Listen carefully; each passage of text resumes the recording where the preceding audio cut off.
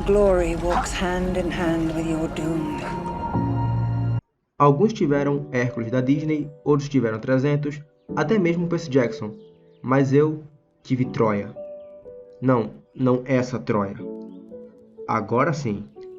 Esse foi, possivelmente, o primeiro filme que eu vi sobre a Grécia Antiga. Quando ele saiu, em 2004, eu tinha só 4 anos, então só assisti na realidade 2 anos depois. E o mais bizarro é que eu acho que assisti esse filme antes mesmo do Hércules da Disney. E a minha mãe não me deixou ver 300 na época porque disse que era muito violento. Mesmo que tenham muitas cenas em Troia que sejam igualmente violentas. Eu também não entendi. Mas foi uma decisão que hoje eu agradeço muito. Troia é um dos meus filmes favoritos desde criança. E nesse vídeo eu quero explorar um pouco o motivo. E eu também vou dizer que passei muito tempo pensando em como fazer esse vídeo, pois seria uma abordagem bastante previsível apenas compará-lo com 300 e falar de fascismo de novo, o que seria algo bem enfadonho, até porque já foi muito bem debatido. Então eu ainda vou fazer essas comparações de forma rápida e objetiva durante o vídeo, afinal esse ainda é um tópico no mínimo interessante e que eu não duvido que muitas pessoas façam depois desse vídeo, ou talvez já até tenham feito, mas que eu tenho que tirar isso logo da frente para poder focar no filme em si. O filme é a versão bastante cética da Ilíada, o épico grego escrito por Homero, conhecido como o primeiro historiador. Mas essa afirmação já não é muito válida hoje em dia, que de forma bem curta, os historiadores reconhecem a importância de Homero como um início do que viria a ser um historiador. Mas as coisas escritas por ele não podem ser levadas tão ao pé da letra, como o calcanhar de Aquiles ser o único ponto vulnerável do guerreiro, entre outros simbolismos mitológicos. Mas, seguindo com a explicação, a Ilíada narra a queda da cidade de Troia perante o gigantesco ataque grego de mais de 1000 navios, que teria sido motivado em maior instância para reaver a rainha Helena de Esparta, que foi seduzida pelo príncipe Paris e levada para a cidade. E eu já suponho que você já conhece toda a história, pois é muito famosa, já viu até o filme, então não vou me preocupar muito com o spoiler do filme. E claro que ele não está preocupado em ser uma retratação 100% fiel da obra original. Ele não tem nenhuma obrigação de ser um documentário histórico. Na realidade, nem a obra original é uma retratação 100% fiel dos acontecimentos em si. Uma das maiores mudanças seria o fato de que a guerra originalmente teria durado 10 anos, mas no filme ser reduzido para cerca de 15 dias, e só 12 foram dias de paz devido ao funeral do príncipe Heitor. Eu mencionei antes que esse filme é uma versão bastante cética da Guerra de Troia. Então, se o conto original se baseia muito nos mitos e lendas da época, esse filme lança um olhar bem desacreditado de tudo aquilo, principalmente através do olhar do Aquiles, interpretado pelo Brad Pitt. E eu não acho que essa seja a melhor performance dele, mas que ele está muito bem nesse filme, ele tá. Então, o Aquiles e o próprio Heitor têm visões bem similares perante aquela situação. Vejam se vocês percebem. Já matou um homem? Não. Já viu um homem morrer em combate? Também não. Eu já matei homens. Eu já os vi morrendo.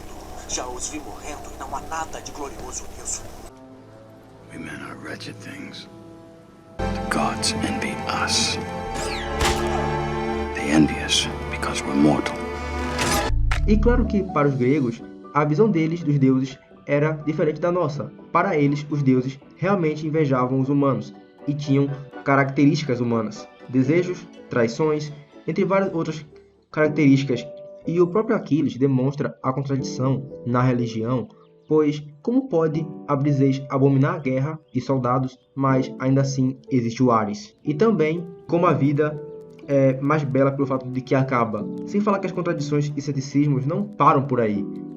O próprio motivo da Guerra de Troia é colocado como algo ridículo e muito fácil de ser evitado. O próprio Heitor tenta fazer isso umas 2 vezes durante o filme, e aponta como o Paris está sendo muito infantil e imaturo. Mas o derradeiro momento onde é demonstrado a hipocrisia dos homens é o Menelau, que fica furioso por sua mulher ter partido. Sendo que, na noite anterior, antes da partida dos troianos, ele mesmo fica com uma concubina e aparentemente não tem nada de errado nisso. Mas quando a mulher dele o traiu, aí começam a guerra. E ele nem a queria de volta por amor, mas sim para matá-la, se vingar pela desonra que ela fez com relação a ele. Eu a quero de volta. Mas é claro que quer. É uma linda mulher. Eu a quero de volta para matá-la com minhas mãos. Vim aqui por causa de Troia. E eu vim por minha honra. O próprio Aquiles demonstra isso em uma de suas falas. Eles insultaram a Grécia. Insultaram um grego, um homem que não conseguiu segurar a esposa. O que é que eu tenho a ver com isso? E agora, observando o espírito militarista tanto de Troia quanto de 300, obviamente esses filmes são sobre guerras, então a figura militar, obviamente, tem que ser bem exaltada em algum mínimo. Mas claro que são apenas filmes e foram feitas decisões perante a forma que se vai debater ou que se vai olhar o exército ou a ideia de militarismo.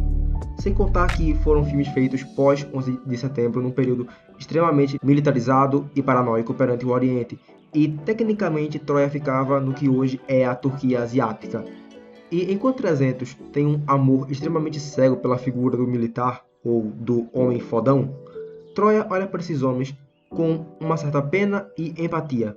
Afinal, a Ilíada ainda é uma tragédia. Mas esse desejo, cego por servir ao exército e conseguir a glória lutando até a morte, é encarnada na figura do Patroclo e do príncipe Paris, que nunca estiveram em uma real guerra, mas devido a uma sociedade que estimula esse tipo de atitude como um heroísmo necessário ou romantizado, eles acreditam ser algo belo morrer por amor ou morrer no campo de batalha, mas inúmeras vezes é apenas mostrado como algo cruel e horrível. E como um pequeno adendo aqui, com relação ao nacionalismo de 300, durante o filme o Aquiles não age por sua pátria, ou qualquer senso de nacionalismo. O que vale colocar aqui era a forma que o Homero escreveu, dando voz para o lado dele, oferecendo não a visão imparcial, não que isso necessariamente exista, mas não oferecendo a visão imparcial dos fatos, e sim compondo uma narrativa tendenciosa. Voltando ao ponto, uma coisa que o Aquiles fala com bastante sentido é a forma como os soldados, ou poderíamos encarar a figura do defensor público, são encarnadas no decorrer da história, apenas seguindo as ordens sem pensar, apenas fazendo o que lhes é mandado. Isso aconteceu em basicamente todas as guerras.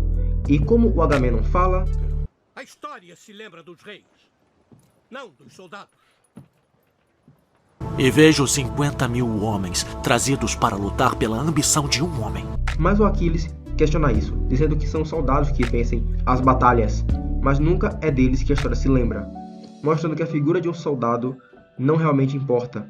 Então toda essa glamorização da figura de um guerreiro e masculinidade vai sendo desconstruído durante o filme. Mas, de novo, considerando a época desses filmes, entendo por que 300 ficou mais famoso para o público médio. E até hoje as pessoas ainda gostam de personagens que se vingam ou fazem justiça com as próprias mãos. Eu explorei um pouco essa ideia de justiça no meu vídeo sobre a Avatar Kyoshi.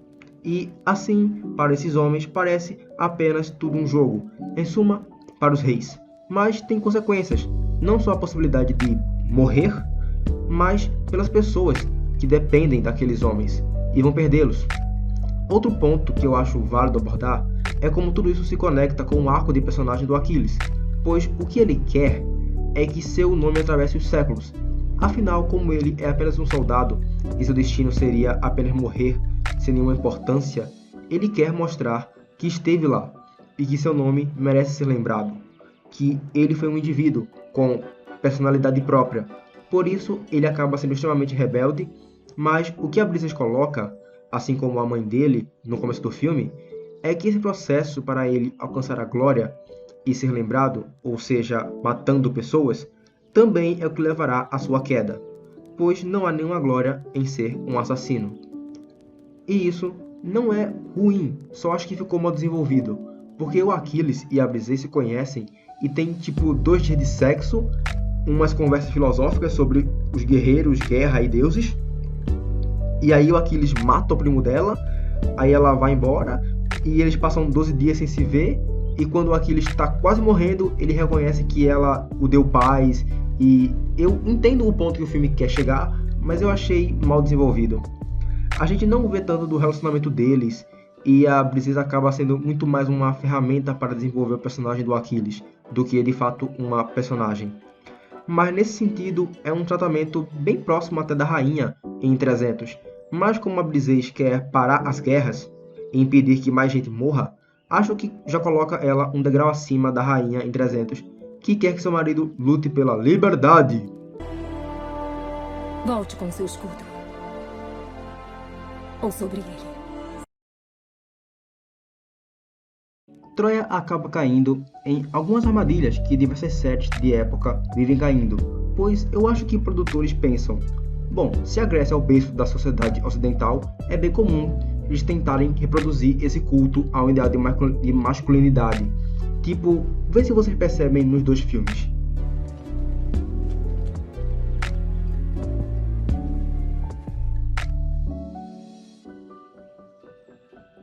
Mesmo em Troia tem essa tentativa de mostrar o quanto o Aquiles é muito heterossexual, mas na vida real o Aquiles tinha um relacionamento com o Patroclo, mas esse relacionamento foi completamente apagado e basicamente virou dois primos que se amam e respeitam, obviamente que não de forma romântica.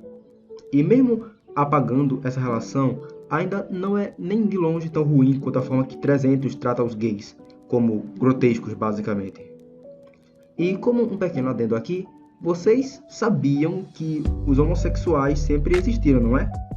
Então me respondam, por que as pessoas ficam tão na defensiva quando é colocado algum gay numa obra de ficção de época hoje em dia, afirmando que, mas eles não existiam naquela época, ou qualquer coisa desse tipo?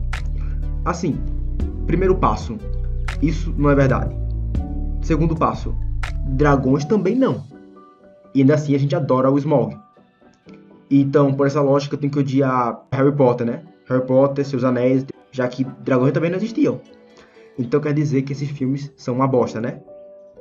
Fica a reflexão aí. Como eu fui falando no decorrer do vídeo, o filme enquadra os homens de Troia como hipócritas e, em certa medida, fodões. Mas é esse o lance. Conforme o filme passa essa hipocrisia, fica cada vez mais evidente. Mas o maior foco do filme é colocar o Aquiles como uma figura frágil, que no fim sente todas as mortes que causa. Veja se vocês percebem. At night I see their faces. All the men I've killed. They're waiting for me. They say welcome, brother. E esse peso é maior ainda depois da morte do Heitor, quando ele chora com o corpo, pois percebe que ele não tinha o direito de matar aquele homem. E o rei Príamo expõe essa hipocrisia e a falta de sentido na vingança, perguntando que direito ele tinha de tirar a vida do Heitor para vingar seu primo, se ele mesmo matou inúmeros primos, irmãos, pais, e sendo nisso no que ele se apoia para alcançar sua glória. E o próprio Aquiles fala que não escolheu essa vida, apenas nasceu, e é isso que ele é. A vida o empurrou para isso, da mesma forma que 300 também faz retratando o Agogê, mas achando aquilo tudo muito foda. E para Troia é só meio triste, toda aquela situação dos homens. We men are wretched things. Saiam daqui, seus zumbis comemiolos, filhos da... Para concluir e dar sentido ao título do vídeo, eu estava lendo certo dia na internet um artigo que falava de onde surgiu a expressão calcanhar de Aquiles. E claro que não é mistério para ninguém o que essa frase significa e de onde ela vem.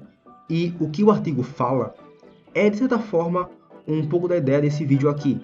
E eu sei que masculinidade tóxica já foi debatida de diversas formas, não só no YouTube, mas acho que nunca é demais reforçar que essas ideias de homens fodões e viris que não devem nada para ninguém, têm uma moralidade inabalável, são frios e calculistas e basicamente transam com tudo que se mexe, em vez de tentarem criar uma relação de igualdade e respeito mútuo e empatia com as mulheres, é errada pra caramba, né?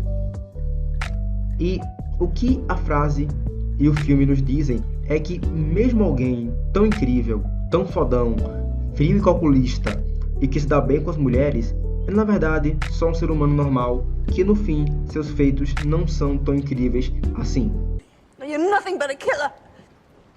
Eles não são realmente bons com as mulheres. No, no!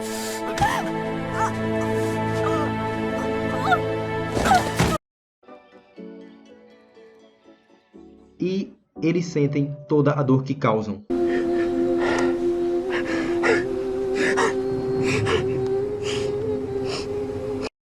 Em outras palavras, não são heróis perfeitos. Você não é perfeito. Você não é imbatível. Você não é indestrutível. Men rise and fall like the winter wheat. But these names will never die.